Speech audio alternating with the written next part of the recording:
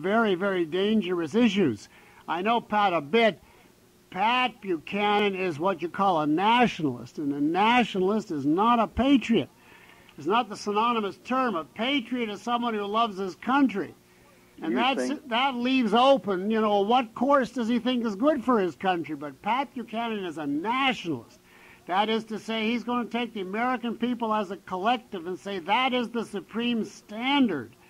And for instance, he's going to start, or is in favor of starting trade wars.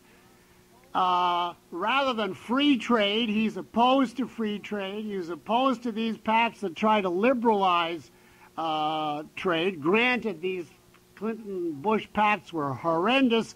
The net effect, as far as I could make out of NAFTA and so on, was to try to diminish government influence. The additional thing is that Pat Buchanan is a staunch Catholic and wants that to be part of his program when he's in office. He's going to be for an anti-abortion amendment. He's going to be for prayer in the schools. I debated Pat once many, many years ago on Crossfire, and he was so much in favor of controls of the right-wing kind. Paired, in those days it used to be two people on Crossfire, a left and a right, and then the poor guy in the middle. Now they got two guests for two people. But Pat was as much for controls on his side as the Liberal was on his side. I think Pat says what he means. He's not a phony, but what he means is scary, and it would really be what's wrong with conservatism. We're in a trade war, and we're losing it, for God's sakes. You're saying that he's going to start a trade war? The Japanese have been conducting a war against us for the last 30 years. Well, and the only question is, my friend, how do you win a trade war? You'll win it through productiveness. No, you use the market that you have to control who is going to win the war, and that's what Pat Buchanan's saying. Yeah, but we have a market here, and we can use it to our favor. Oh, you see, I believe that trade should be entirely private, that it should not be manipulated by the government at all, and that if it was private, any country that tried to dump foreign goods on us below market cost in order to hurt our manufacturers would simply make us wealthier. They would be giving us goods at a cheaper price and freeing our resources to do what we do even better.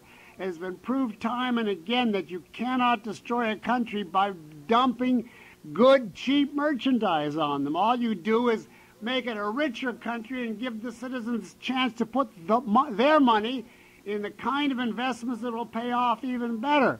You don't go to government to foster trade any more than you go to government to foster business. Can I ask you a question about this most recent trade? If you make it fast, because I still got a couple of callers, believe it or not. Yeah. I would like to ask about this most recent trade agreement between us and Japan by Cantor and Clinton, when they say that they can't guarantee that we'll sell 200,000 cars over there. They'll make it a target. And then they insist on us a hard figure of 550,000 more of their cars in this country. Now, what kind of logic is that? I agree with you. I mean that any agreement that these people make, that the Clinton administration in particular makes, is all PR. It's entirely for the press to try to get a headline without any content. But the solution is not to approach trade as though it's a war. We have tremendous stuff to trade. They have. Everybody benefits from trade.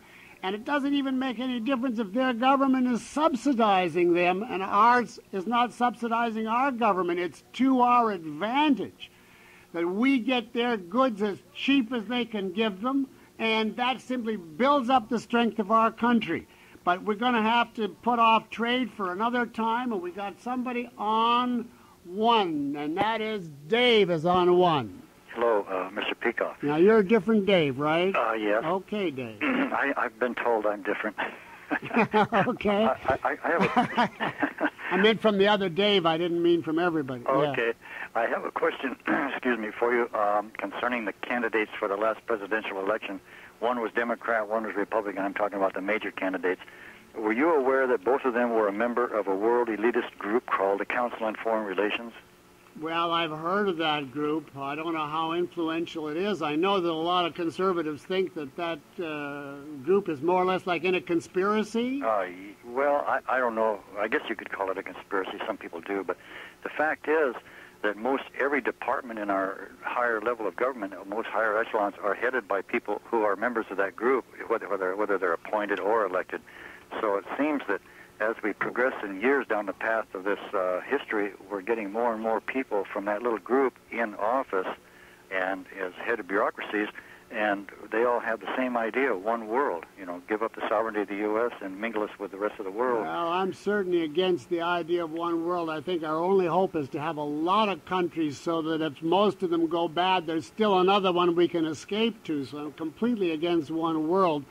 But I have very, very, very grave doubts that any specifiable number of people in any organization, whether this council or any other, would have the kind of power to change the actual direction of the country. I really do believe that ideas rule the country, and that if you took every one of these people on the Council of Foreign Relations and shipped them to the moon, you wouldn't find one moment's worth of difference in what actually happened here on Earth, because the ideas that run those people also run the New York Times and the LA Times and the churches and the schools, etc. And the result of it is that you got to change the universities, you got to change the ideas that rule this country, and not look for a particular group of men. There is nobody that you can get rid of, and then it'll be utopia. Thanks for your call, but tune in again next time, and until then, this is Leonard Peikoff saying hi to Lady K down south. Goodbye to all of you, and thanks for listening, and above all, for calling in and telling us your opinion.